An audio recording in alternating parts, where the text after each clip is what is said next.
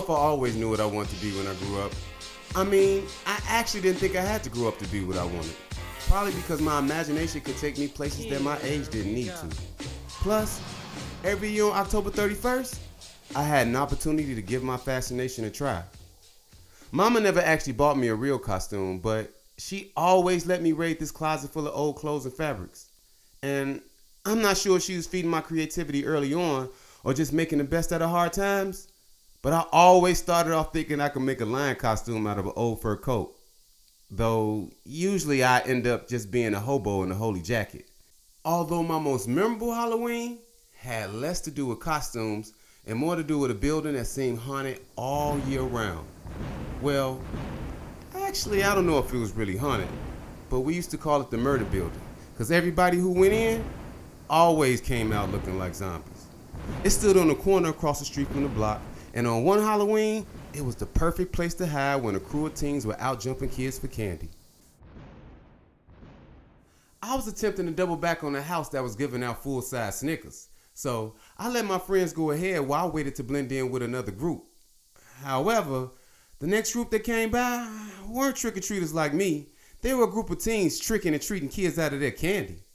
I seen them chase a kid up the block, and I instantly dipped behind the bushes. I thought all was good till one looked back and seen me. He yelled out, "We got another one!" I drunkenly stepped from behind the bushes and said, "Can I borrow $1?" They looked at each other for a second, and that's when I realized they weren't just snatching candy. They were considering beating up a hobo too. I didn't want to wait and be sure, so I took off as fast as I could, and they immediately began to give chase behind me. I figured my only escape was to go into the Murda Building, thinking they'd be less likely to follow.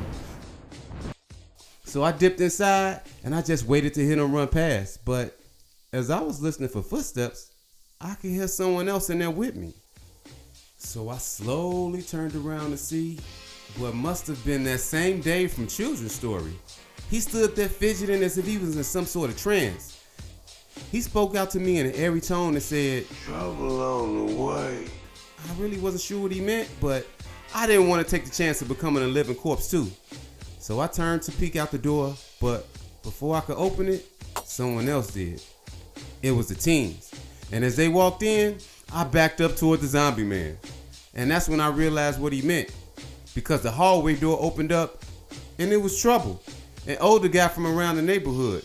And when he walked in, it must have been some type of nonverbal communication, because he started to stare down the teens and they instantly ran back out the door.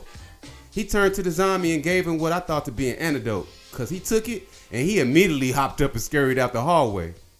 But that's when Trouble turned and looked at me.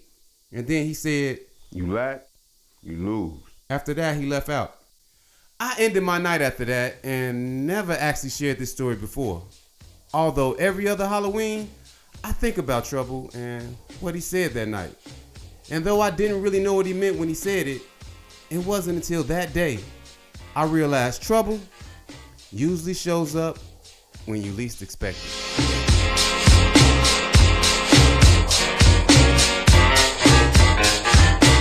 Here we go.